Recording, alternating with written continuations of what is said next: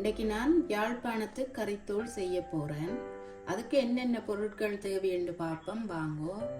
1/2 kilo செத்தல் மிளகாய் எடுத்து வச்சிருக்கிறேன். அதோட 100 கிராம் காஷ்மீர் மிளகாய் எடுத்து வச்சிருக்கிறேன்.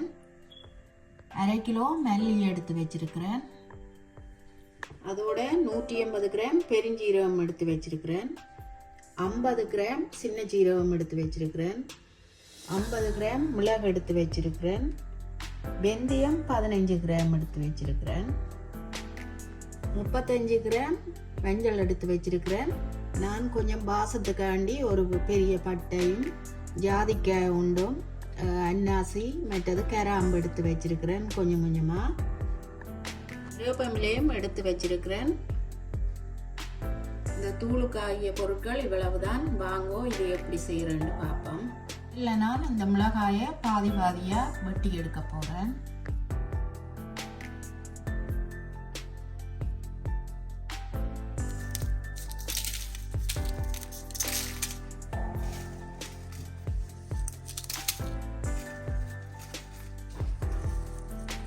நான் இந்த மிளகாய் எல்லாத்தையும் வெட்டி எடுத்துட்டு உங்களுக்கு காட்டுறேன்.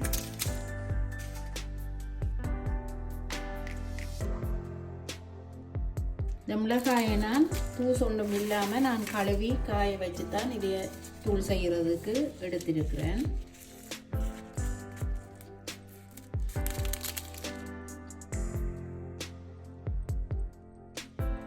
இந்த செத்தல் மிளகாயை வெட்டி எடுத்துட்டு அதுக்குள்ள இந்த காஷ்மீர் மிளகாயை நான் வெட்டி சேர்க்க போகிறேன்.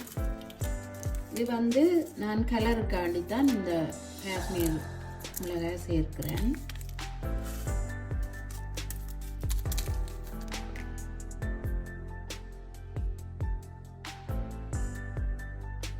இந்த மிளகாயை நான் வெட்டி எடுத்துட்டு வறுக்க காட்டுறேன் உங்களுக்கு. நான் இப்போ இந்த மிளகாயெல்லாம் வெட்டி எடுத்துட்டேன். இதை நான் விதா புரிம்பா மிளகாய் புரிம்பா எடுக்க போகிறேன். ஏனெண்டா உண்டா போட்டு நாங்கள் வறுக்கமெண்டா அந்த விதை வெள்ளைக்கு கறியிடும். அதால் இந்த மிளகாயை நான் புரிம்பா எடுக்கிறேன்.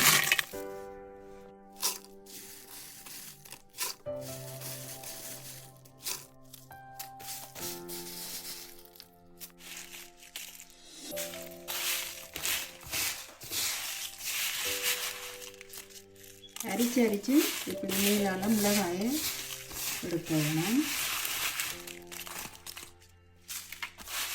நான் வட்டி எடுத்த மிளகாய் புரிம்பா அதிൻ്റെ விதை புரிம்பா எடுத்து வச்சிருக்கிறேன். என்ன நான் மல்லி மிளகாய் அதுகளை வறுக்க போகிறேன். வாங்கோ பார்ப்போம்.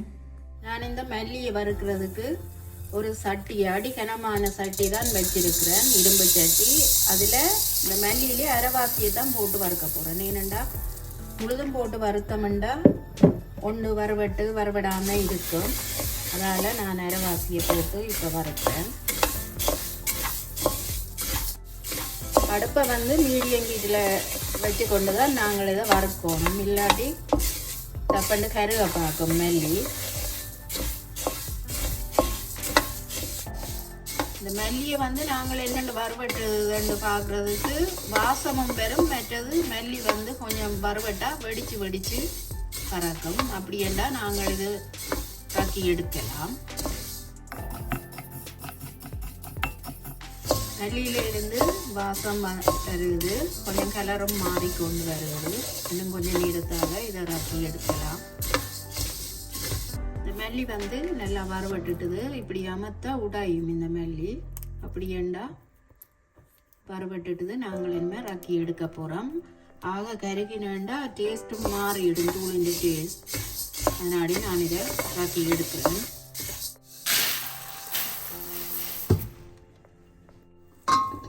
மிச்ச மல்லியே நாங்கள் இப்போ வறுத்தெடுப்போம்.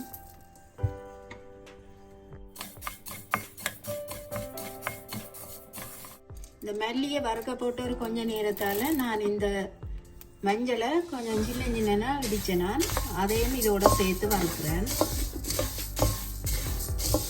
ஜாதிக்காயை நான் இடித்து சின்ன இதோட மல்லியோடையே சேர்த்து வறுக்க போகிறேன். அப்படி என்றால் கருகாது இதோடையே வறுபட்டுடும்.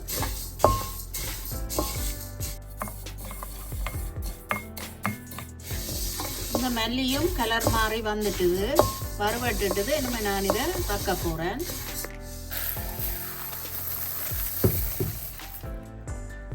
நான் பெருஞ்சீரகத்தை போட்டு வறுக்க போகிறேன்.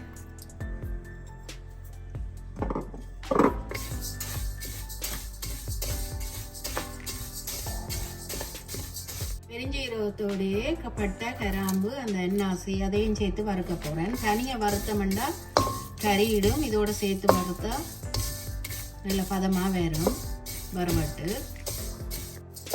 இந்த பட்டை கிராம்பு சேர்க்க விருப்பம் இல்லாட்டி சேர்க்க தேவையில்லை. நான் கொஞ்சம் தூள் வாசமாக இருக்குமென்றதுக்காண்டி கொஞ்சமாக சேர்க்கிறேன்.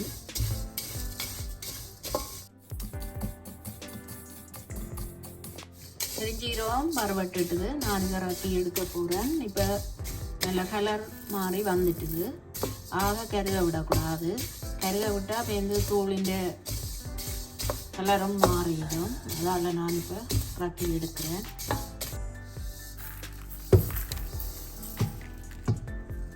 அடுத்தது நான் சின்ன சீரகத்தை வறுத்து எடுக்க போகிறேன். சின்ன சீரகத்தை தான் நாங்கள் பார்த்து பார்த்து வறுக்கணும். ஏனெண்டா இது போட்ட வேற டப்பண்டு கருக பார்க்கும். வேலைக்கும் வறுவட்டுடும். இது இப்போ சின்ன சீரகம் வறுவட்டுட்டுது. நல்லா நான் இதை வறுக்கி எடுக்க போகிறேன்.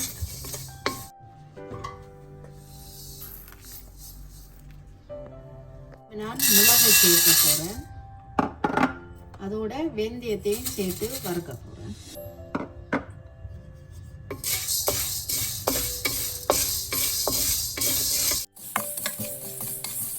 இந்த வெந்தயமும் மிளகும் வறுவட்டுது. நான் இதை ரக்க போகிறேன். இந்த வெந்தயம் கலர் மாறி வந்துட்டுது. பார்த்தாலே தெரியுது. வேணுமா ரக்கலாம். இந்த மிளகாய் அதிலேயே வறுப்போம்.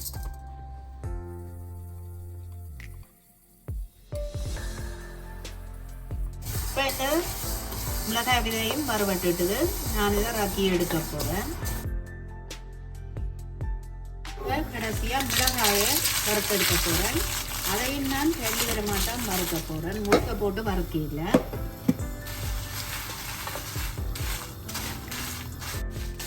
இந்த மிளகாயை போட்டு கொஞ்சம் மிளகாயில் சூடு வர நான் ஒரு கொஞ்சமாக எண்ணெய் சேர்க்க போகிறேன். அடியில் எரியாமல் இருக்கிறதுக்கு.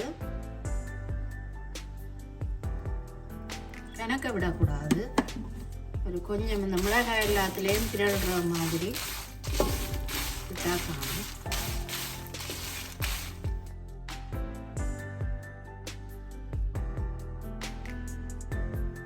மிளகாயோட நான் இந்த கருவேப்பிலையை சேர்க்கிறேன். கழுவி வடிய விட்டு நான் இதை இப்போ சேர்க்கிறேன்.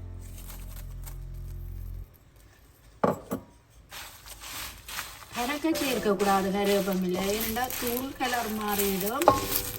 வாசத்துக்காண்டி ஒரு அளவாக சேர்க்கலாம். இந்த மிளகாயை அடுப்பை நல்லா குறைச்சி விட்டுட்டு தான் வறுக்கணும். அதுவும் கை விடாமல் வறுத்து கொண்டே இருக்கணும். கை விட்டோம்னா சரி அடி அப்படியே கருகிடும் மிளகாய்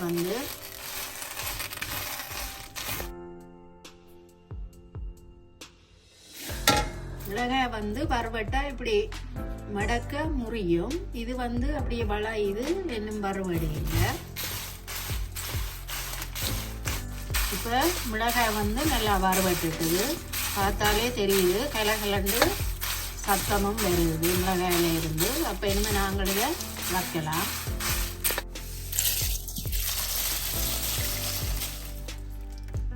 மிச்ச மிளகாயை நான் வறுத்தெடுக்க போகிறேன். இதே மாதிரி கொஞ்சம் மிளகாயில் சூடு வரத்தான் நான் கொஞ்சம் எண்ணெய் சேர்த்து கருகாம வறுத்தெடுக்க போகிறேன். நான் இப்போ மிளகாயெல்லாம் வறுத்தெடுத்துட்டேன். இப்போ வறுத்து வச்ச மிளகாய் மல்லியெல்லாம் நல்லா ஆறிட்டுது. நான் இதை அரைச்சி எடுக்க போகிறேன். எல்லாத்தையும் நல்லா கலந்துருக்கிறது தான் அரைக்கணும்.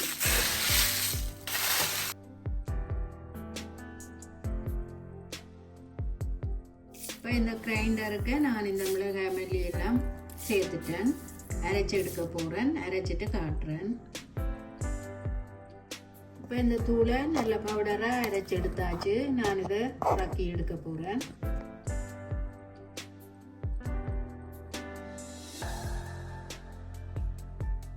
இதே மாதிரி நான் மற்ற மிளகாய் மல்லி எல்லாத்தையும் அரைச்சிட்டு காட்டுறேன்.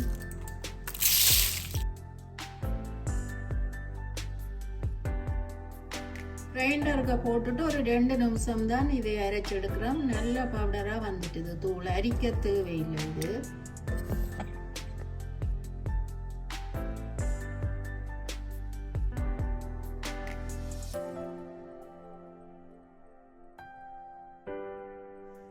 நான் இந்த மிளகாய் மல்லி எல்லாம் அரைச்சி எடுத்துட்டேன். அரைச்சி எடுத்துட்டு நான் ஒருக்கா அரிச்சும் எடுத்துட்டேன். ஏனண்டா எல்லாம் சேர்ற மாதிரி இருக்க வேணும். அதுக்காண்டி அரிச்சு எடுத்து நான் இந்த கறித்தூள் வந்து கொஞ்சம் நேரம் எடுக்குது நான் செய்கிறதுக்கு. ஆனால் நாங்களே செய்கிற நாடி கொஞ்சம் மனதுக்கு திருப்தியாயும் இருக்கும். கறிகளுக்கு போடைகளை கொஞ்சம் டேஸ்ட்டும் கூடவா இருக்கும் வாங்குறதில் விட.